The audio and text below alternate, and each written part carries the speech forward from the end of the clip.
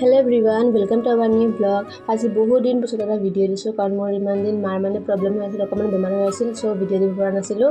তো এয়া মই কি লগাইছোঁ চবেই গম পায় আৰু আছে আজি আমাৰ এক্সাম। বহুত দিন পিছতে কলেজ গৈছোঁ মানে, তো আপোনালোক ঘৰত ভাবিলোঁ অকণমান দেখাওঁ।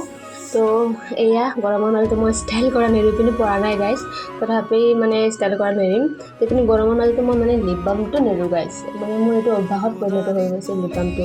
তো লিপ বামৰ পৰা ওপৰতে অকণমান লিপষ্টিক লগাই দিলোঁ, কিন্তু চুলি তুলি চব ভিজা গাইজ। তো মানে এই গৰমত চুলি মেলি কিনে যাব পৰা মানে ক্ষমতাটো নাই বৰ্তমান, তো চুলি বান্ধি কিনে যাব লাগিব। আৰু এয়া চাওকচোন ৰ'দ দিছে গাইজ, কেনেকুৱা ৰ'দৰ পাৱাৰটো বহুতে বেছি।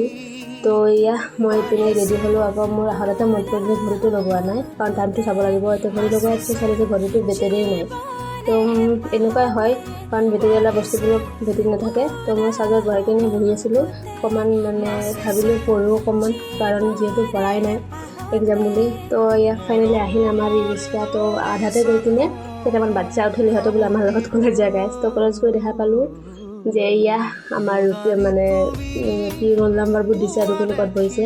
আৰু পৰীক্ষা মানে গাইজ নপৰাকৈ সঁচাকৈ ভাল হৈছে, ইমান বেয়া হোৱা নাই। আৰু ঘৰত আহি কিনে চালোঁ যে মোৰ পাৰ্চেল আহি গৈছে। তো আজিলৈ এইখিনিয়ে, নেক্সট আহি আছোঁ, বাই বাই।